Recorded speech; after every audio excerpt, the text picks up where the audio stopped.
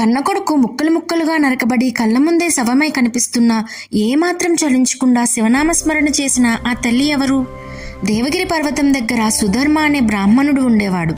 అతని భార్య సుదేహకు సంతానం కలగలేదు. అందుకే ఆమె తన చెల్లెలు గుష్మను తన భర్తకి ఇచ్చి వివాహం చేసింది. గుష్మ మహదేవుని ఎంతటి భక్తురాలంటే ఆమె ప్రతిరోజు 101 మట్టిలింగాలను తయారు చేసి వాటిని పూజించి చెరువులో నిమజ్జనం చేసేది. మహదేవుని కృపతో గుష్మకు ఒక అందమైన కొడుకు పుట్టాడు. కానీ ఇక్కడే ఒక భయంకరమైన ఆట మొదలైంది. సొంత చెల్లెలిపై సుదేహ మనసులో అసూయ అనే మంట మొదలైంది. ఒక చీకటి రాత్రి ఊరంతా నిద్రపోతున్న వేళ సుదేహ ఆ అమాయకు పసిబిడ్డను ఊయల నుండి తీసి ముక్కలు ముక్కలుగా నరికేసింది. ఆ శరీర భాగాలను గుష్మ శివలింగాల నిమజ్జనం చేసే అదే చెరువులో పారేసింది. తెల్లవారింది. మంచమంతా రక్తంతో తడిసి ఉంది. ఇల్లంతా రోదనలతో నిండిపోయింది. బిడ్డ చనిపోయాడు, ఎవరో చంపేశారు అని అందరూ ఏడుస్తున్నారు.